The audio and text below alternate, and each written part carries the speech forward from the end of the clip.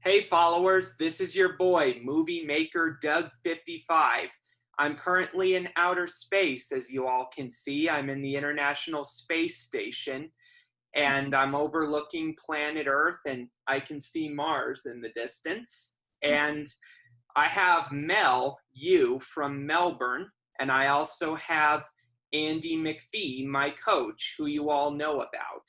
And this is our next episode of Being Relentless and Unstoppable. Welcome, guys. Thanks. And Doug, I really love the fact you're in outer space. It's amazing. It's probably the best place to be right now then on Earth. Oh, I totally agree with that. Well, look, excuse me, Mel and myself met. Mel, how long ago was it? Was it 3 years? 2017. Okay, great. So we met randomly through another amazing friend of mine who's a film producer and director and author, Steve Ravick, and he invited me to a tattoo show, a convention, not a show, it was a convention, it was huge. And Mel had invited him. And when me and Mel met, excuse me, something interesting happened. It was like, we didn't stay that long. And when I left, I went, wow, there's something really interesting about Mel. And she, I think, had the same thoughts. And we connected anyway. We've been friends ever since. And Mel's journey and what she's been through and where she's now is just incredible. And that's what this whole program is about, which was inspired by Doug Kenney, who again is just an amazing young man dealing with high functioning autism. And now he's got another book that's now being rated extremely high on Amazon, but I'll let Doug tell us that at the end of the session today. But congratulations, Doug. And Mel, thanks for joining us and making the time, even though you probably have plenty since you're locked down again in Melbourne. Well, Doug, I'll leave it to you to just start the ball rolling with Mel and find out what she's up to now in her life and where she came from to get there. For sure. And as I can see right now on the International Space Station that I'm currently flying over Melbourne right now. And I can even see Melissa's house. Very big, I'll say. Alrighty. So Mel, where are you originally from and what was your upbringing like? Firstly, thanks Doug and Andy for inviting me on the show. I'm super excited about this. I love that even though now we are going through the pandemic and everything, we can still stay connected with things like Zoom and technology. So first and foremost, I really appreciate you guys' time. Thank you. Yeah, and a little bit about me in terms of where am I originally from. So I'm born in Melbourne, Australia, but as you can tell by the color of my skin that I am not Australian or Aboriginal. So I'm Chinese by heritage. My parents moved to Australia from Hong Kong when they were 24, 25.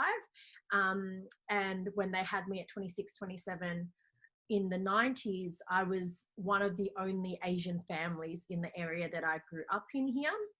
I'm trying to compare it to something over in the States, but maybe like the OC, if you can think of like Malibu or Orange County or something. We lived quite along the beach, along the coast. And yeah, back in the 90s, I was one of the only Chinese families growing up in a Western culture. So growing up for me was kind of a struggle, not from a family dynamic point of view. We were middle class. My parents divorced at a very early age. So separated families was kind of all I've ever known. However, the thing that I really most struggled with was identity. I really struggled to feel like I belonged in my school communities and my social settings just based on the color of my skin. I didn't realize it at the time, but now looking back, it's kind of that beautiful journey where as a young kid, you do everything that you can to blend in and to not stand out. When I think as you get older and you become an adult, you realize that that was your superpower all along, that you were meant to stand out or you were born to stand out. So that's kind of my childhood in a sense. If I was to be faced with any adversity, that was the earliest type of adversity, which was like just some like casual bullying or racism remarks that I probably didn't call anyone out on. And yeah, just struggling with trying to fit in, or who my circle was, or where I should have belonged growing up. Yeah, I faced similar struggles that you did. I struggled to fit in at my school district because of my autism, my Asperger's disorder.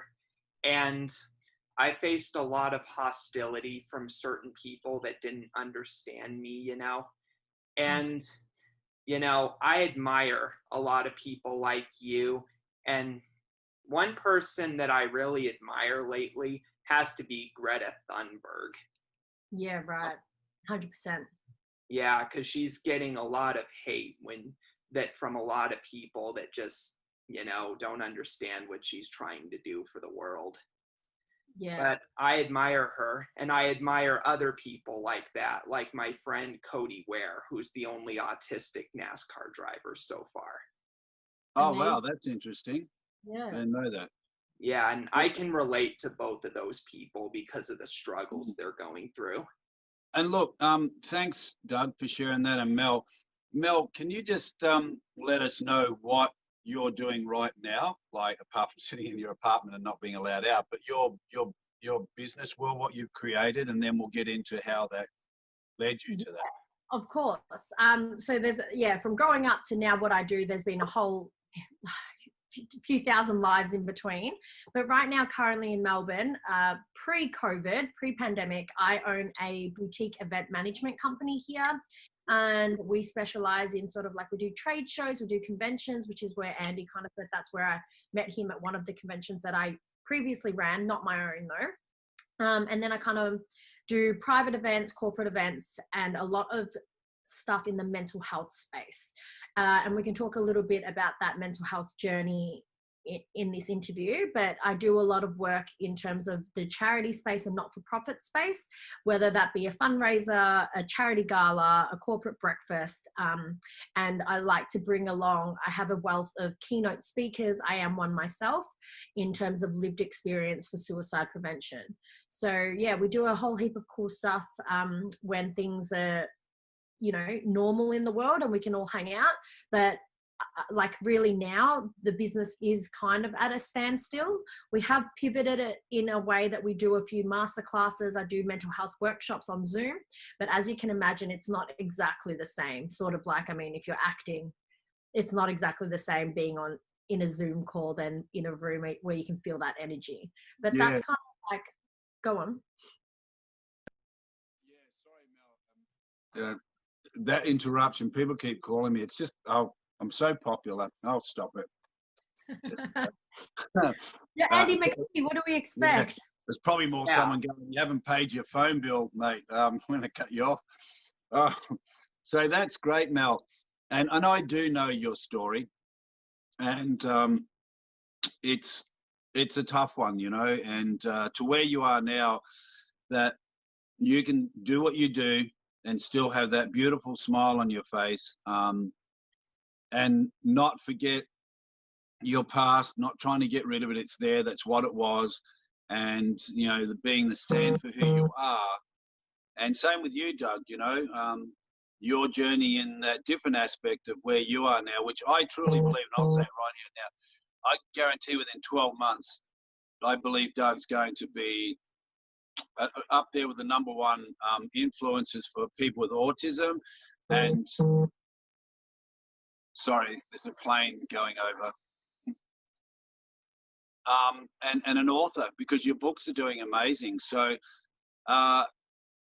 Mel, can you just share, or before I go into that, is there anything that you want to ask Doug before I go into my next question? Yeah, there's a little bit I'd like to ask. Tell me about your companies, including MCO Events Organization. What do you do there? So that is the event company that I just said that I did do. We are contracted to do event management services. So say anyone needs to come to, you know, a business needs an event to run, whether that be a social event, Christmas party, you name it. If it's private, it'll be a birthday party or a wedding. We come in and I will organize everything, the run sheets, the timing, the invitations, the guests, speak to the venue on your behalf, work out the budgets on your behalf, and I do the bump in and the bump out of the event. So it's a whole production. It's lots of fun. I'm a pretty big extrovert, so I kind of vibrate off a lot of energy anyway. So that's why I fell into that event space. Nice. Pretty cool. So yeah, after that, I must ask, are you a psychologist at all? So I have 4 years of psychology as an academic background. I've done a Bachelor of Psychology as well as an honours in psychology. I can't call myself a qualified psychologist yet because here in Melbourne, and I think it's the same in the States, we need our master's degree, which is 2 more years on top of that.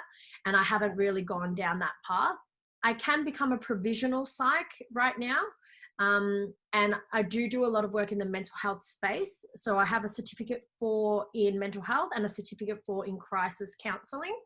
And that's kind of helped me enough for now to do the work that I'm doing. But if I'm a qualified psych, unfortunately not yet. But maybe somewhere in the future, I will definitely consider going back and maybe getting my master's so that I am qualified. Yeah, that's great. I can imagine if you get a PhD. Professor Mel Yu, PhD. Thank you. You can predict the future, and this is what's going to happen. Well, he's out of space. You're out of space, so you can see more than what we can see. Yeah. Yeah. Mel, thanks.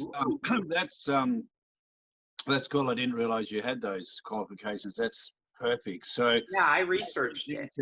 Hey, what was that? I was the one that researched it. Good on you. That's your job. It's your channel, dude. So look, Mel, going into a bit of a more serious note, can you share a little bit about what led to your journey in mental health and being, you know, the stand for what you are now? Sure. So one of the biggest things that I say to my audience and a lot of people is pain is purpose, right? You have to kind of go through some discomfort and level of pain, I think, to truly find your purpose in life. And well, that is what happened with me. At 23, so this is going back to 2014, at the start of 2014, I found my late partner in the garage who died by suicide. And we were together for 6 years. So he was my young love. His name was Angus McIntosh. And so we were together for the better of from 18 years old to 23 years old. That relationship wasn't without flaws. There was definitely flaws in the relationship. We were young. There were levels of potential sort of toxic behavior in between it, but never ever do we question the love that we had for each other. It was an intense and amazing and incredible love. However, Gus had his own demons inside his head as well, and what I've learned is that we can't save everyone, we can only love them. So when he died in January 2014, and when I found him, I would think that would be, without a doubt, one of the most traumatic experiences that I've had to go through. It was 100% the fork in the road for me at 23 to try and plan your 23-year-old boyfriend's funeral. I had not a clue what I was doing, and I was not equipped to sort of understand grief and loss as I do now. But that being said, from that moment that Mel died with Gus, I died that night too. A part of me had to die that night too, to sort of be birthed into the person that I am now. And from that one experience, I think I've just been able to be very honest and transparent and open about that experience. And every time that I'm incredibly vulnerable and I share my lived experience with people, people really resonate with it. And so that's when I kind of knew there's something here. There's something in the power of storytelling, and there's something being able to be a voice for the voiceless. Suicide happens every day, but how many people actually step up and put their whole lives, you know, at risk or to be judged, but to share that story and so that other people can resonate with it. That's a whole nother level. And I think that takes an intense amount of courage to share. And just like yourself, Doug, and, you know, Andy, like every time we share our stories, we share it from a place of service. We share it so that in hopes that maybe someone else can take something that we've learned or gone through and they can make it their own. You don't have to physically have lost someone to suicide to be able to relate with my journey and experience of loss and grief and losing someone that they love.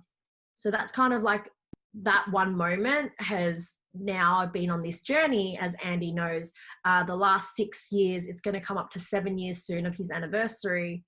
And he's still with me every day. He definitely, every day that I'm alive, Gus is alive because he lives through me. He lives. Yeah, that's great. Thanks for sharing that. Sorry, Doug, go on. Yeah, that's really a good way to look at it. Do you believe in the afterlife at all, or religions at all, or no? So I don't have a specific religion that I am confined to. I'm definitely open to the creator, a greater energy, a greater source, whatever we do call it. I think it kind of all is the same thing in terms of like spiritual belief. I do believe that this is not just the one world and one realm. I definitely think we're such unique humans that are brought into this world, and we meet certain people, 7 billion people in the world, yet we only meet a certain cohort of people given our circumstances. And I think when we leave, we're just too unique to kind of just, that's it. Like, I do think there has to be something else on the other side. I just don't know what that is, or well, none of us really do until we cross over as well. Yeah, I'm a Christian. So yeah, that's my beliefs. But yeah, my Christianity is partly what helped me overcome my plagues from a few years back. Amazing. And look, what Doug's sharing and what you just shared, Mel, and some of the stories I share with my journey is everybody's pain's their own pain. Like there's no, we can say one pain's worse than another, yeah, but at that moment, whatever pain Doug went through or I went through in you, it's that pain's as big as any pain that we all have. And I think what you just both shared then, and I go through this, we are afraid. I've got a guy we're interviewing tomorrow night named Ron. He's a friend of mine from Landmark, and Ron's he was a tank commander in the Israeli army, young guy, and his tank got blown up, and he's now spent most of his years in a wheelchair. But well, this guy's the same, like just unstoppable. Like he's a singer in a band. He's got his own band. He's a fighter for peace in Israel. And he brought something up the other day that he said, it's so funny. He started his podcast, and we get afraid of the invisible enemy, like Doug or myself were sharing this channel on Doug's channel and on mine. And, not everyone's going to like it, and that's fine. But what happens is anything on social media can affect us if you allow it. Like someone doesn't like something or they make a comment, and he said, I'm actually more afraid of that than the enemy I fought during the war. He said, my enemy I wasn't afraid of. I knew who it was, and that's why I was there. And he said, here I am afraid of an unseen enemy. And he goes, how ridiculous is that? And like he got something out of that where he goes, wow, not everyone's going to like what I post. Not everyone's going to agree with it, and that's fine. That's part of it. We can't all agree with everybody anyway. How could we? It's impossible. So everything we're doing now and all the people who've shared, somewhere we hope there's other people going to be triggered by everyone's individual story, that a little thing might come up for them and they're going, yeah, what the heck? I'm bigger than this. I can create whatever I want in my world, even if it's just to have someone be happy in their 9-to-5 job and have some hobbies after. You don't have to be a millionaire. You don't have to be an influencer, just as long as your life is created around what makes you happy and the stand for the people you're around. And that's, what we're all. I agree. We should definitely be measuring, we talk about success and everything all the time, but we shouldn't be measuring things on monetary value or what success is. Success should just be how happy are you and how fulfilled are you with your life. I think that nowadays there is so much pressure or expectations, it's like, oh, you don't run your own business. It's like everyone has to run their own business and have their own dream. And people can be really content climbing the corporate ladder. People can be really fulfilled and probably make more money being an employee somewhere. And I think it just comes down to what makes you happy, what makes you fulfilled, and lean in towards that. Yeah. And in my book, Enter the Parks, I say in the intro that I don't find happiness with personal possessions. I find happiness with achieving things or experiencing things, like going to national parks and going to NASCAR races and traveling the country, And you know what, with Doug, like when I first met him, I can tell you he wasn't in the place he is now. And I'm not saying that was all due to me, but authentically, yes, part of it was our mentoring. But he was already unstoppable.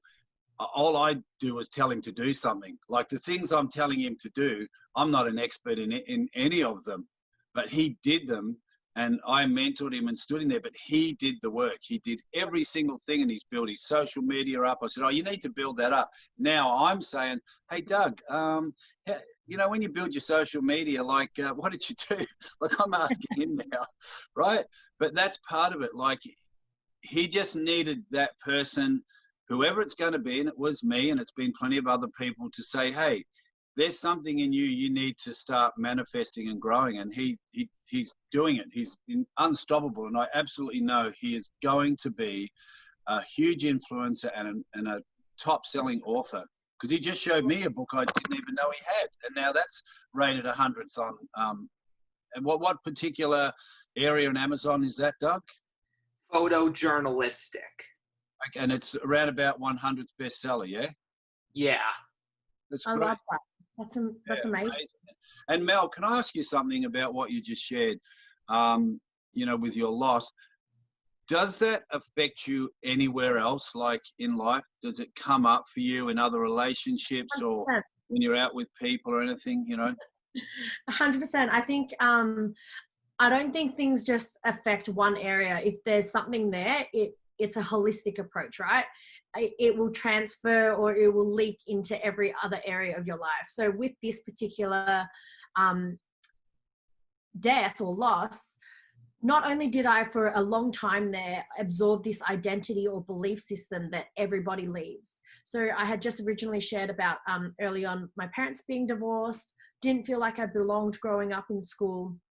And then my partner literally died because he didn't want to be here anymore. So for the longest time, I believed that everybody leaves. And what that limiting belief did for me was that I manifested it so that I couldn't hold a long-term relationship. If I tried to date again now, there was a lot of fear of abandonment there. I couldn't build trust with people. I almost adopted this attitude and identity that it's like, oh, well, Mel's good. Mel's always just good. She's going to be single and independent and professional and driven in her career. But what I craved most, I suppose, would be to find that love and intimacy again with the partner.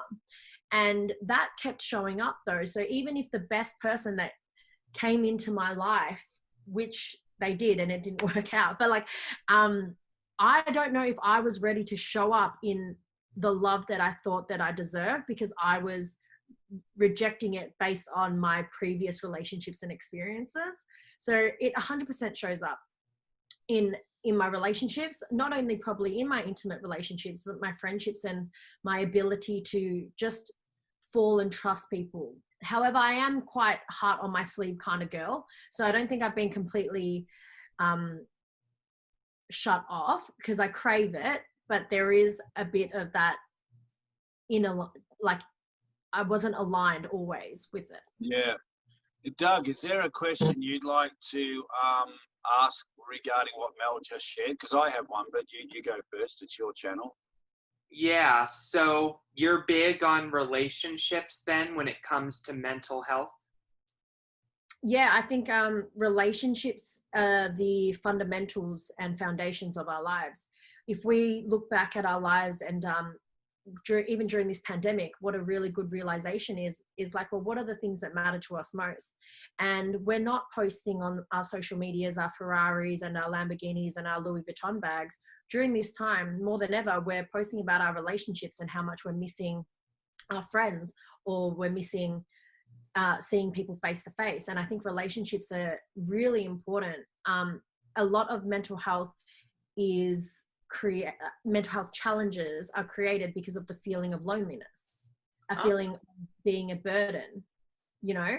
So if we can have a good relationship and support network around us, that the difference between whether we do live a happy and fruitful life, or we feel sad and incredibly alone and we feel like we're a burden to the rest of society. So relationships are key. Just curious, do you have any children at all? I don't. Not yet. How old are you? I'm 30. Nice, I'm 22. Okay, so well, I hope I have children soon. Hey, Mel, I got a question. So now people hearing that I probably have the similar question I have. How do you deal with that though? In that current situation, say with relationships, and you're still you're powerful and you're empowering people and you're moving forward. But even though that little part of that life is still there, that event, how do you deal with that when a relationship doesn't work? And what do you do? What do you guide people in saying, this is how I keep moving forward? 100%. People show up in your life to either, teach you something, or, they serve a purpose. That's what I believe anyway. And I believe that every relationship you can learn something about yourself. And for the first time ever, I've seen relationships now, so I've just recently come out of a breakup, but it's been the most mature and beautiful almost breakup that I've ever experienced. Love and ending a relationship doesn't have to be overwhelmingly painful and bring up everything else. So how do I keep moving forward is realizing that I can give all the love to me to begin with. I don't need someone else to come into my life and fulfill that. I think a true healthy relationship and a true partner, they complement what you already are. They're not the reason or the cause of your happiness or distress. So the ability to walk away and still stand on your own, I think, is a huge thing. And if after a breakup you feel like you've lost parts of yourself, then it's a perfect time to start discovering about what it is that you like. Having your own time and enjoying your own company is something that I think we all distract ourselves from when it's critical to how we become more self-aware and how we can live a fruitful life with just us. I'm not ignorant enough to not seek support. So when I know that I need help and I'm feeling lonely, I do have a strong sort of support network there, not only outside of friends and family. I do see a psychologist, and I think it's really healthy to have a therapist or a psychologist so that you can rationalize your own thoughts and process your own thoughts by speaking out loud. Talk therapy is huge. Instead of being in your own head, and maybe you could write it out. However you are feeling, find an outlet for it. It might be sport, it might be writing, it might be going and talking to someone. There definitely is a way where you can kind of heal and understand all those broken relationships you've been in by processing it out loud. Yeah, and I think that's really important. Is the support. Like sometimes we're led to believe that we can do it all on our own, but there's literally, and I say it's my view, I think it's close to being right, you can't do anything in this world on your own. The chair I'm sitting in was made by someone else, so someone else has helped me sit in a chair, and I've got a pen in my hand and a phone and a computer. So as much as people go, I don't like mixing with people and I want to be on my own, well, then try living on a desert island in the middle of the ocean where there's no one. That's when you're on your own and you've got no support, but you still got land and a tree to give you shade. You can't do anything on your own. It's never on your own. You weren't brought here on your own. You know, No. your physical existence exists because it wasn't just your doing. Yeah. So 100%, I completely agree with that. And look, you know, I got a tattoo, one of many, and you're a tattoo fan, right, Mel? Yes. Probably won't show them now. But Mel's a great tattoo fan. I got one across here that says all or nothing. And that's pretty much the way I lived, you know. And like, obviously this is not sharing my life story, but mine was, you know, it was a hard one for everybody else, not me. You know, I ruined relationships. I was a pretty angry guy, got in a lot of trouble, dealt with the underworld and did all that, but it didn't bother me because I got out of it, you know. But the pain I left behind with other people in the broken relationships and my children, they're great now. We get on well, but that's only because I came to that pushing point. Like you said, there's people show up in our lives for a reason, and you know, those relationships prove that, you know. And the one that I broke up with quite a while ago, that left me going, wow, again? Like, you got to start caring about your own life now, mate. Otherwise, this is going to keep happening. So I've been on my own for about 3 years, but I totally respect those people that helped me really get and see, you know, what I was causing, but I refused to see it. I always wanted to be the person who's right and never listen to people and you're wrong and I'm right and you blow your horn at me and I'll get out and knock you out. You know, then someone will knock me out. Sorry, Mel, go on. That's all your ego, right? That's the right, ego. totally. Yeah. Until you can find that humility, but also you now have, only through time have you got that self-awareness to look back and go, hey, I was a shit person. You know, I caused all this pain. Some people never even have that reflective moment. Yeah, that's right. And so it's funny because you start having, and you wonder where the ego came from. Well, it came from somewhere. I know where it came from, but that's another story. But in my childhood, that I had to develop a protection for myself unconsciously as a kid at the age of 3 years old, 4 years old. It started way back then. So my identity got bigger, that you're not going to make me wrong. You're not going to yell at me. I never do anything wrong. And then I just created a mess for everybody everywhere I went, even though I think I was a good person, caring and loving, but the other side was not that. And I think Doug would have, you know, met a lot of that, like his story when he went to school at 4.5, kindergarten, and he was told to stay home the next day. And he had no idea what he did. Is that correct, Doug? That's correct. But might I ask something? Knowing your ego, is it a bad time to say that you need to not wear polka dotted shirts? Oh, you're talking about my ego? Doug, I don't have an ego. Please don't forget, everyone, who I am. It's Andy McPhee. We made him take off that name badge just before he was wearing it. We're like, did you want everyone to know that your name's Andy McPhee? Yeah, no, that's not ego, Doug. That's just completely tasteless in fashion. Yeah, you know I'm messing, right? Yeah, well, either that. I have to, Doug, otherwise you'll sack me as your mentor. I've got to agree with everything you say, Doug. That's right, and don't you forget it. Yeah, don't you forget it.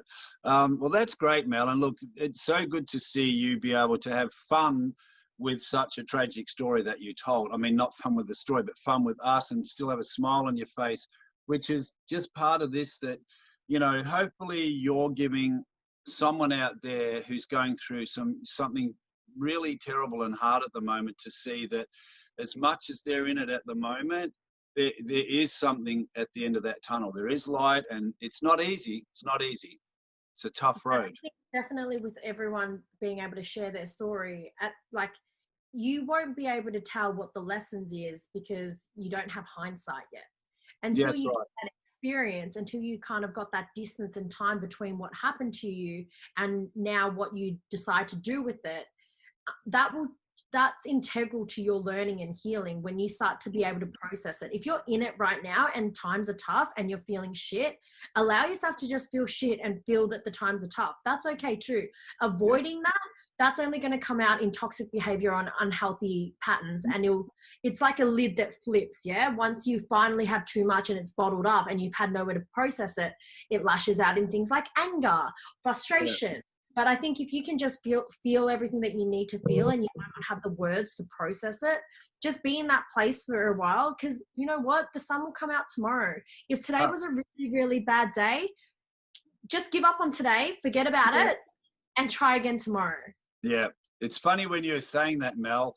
I got a notification come up from some quotes I get, and the quote was from Winston Churchill: never, never, never, never give up. How appropriate.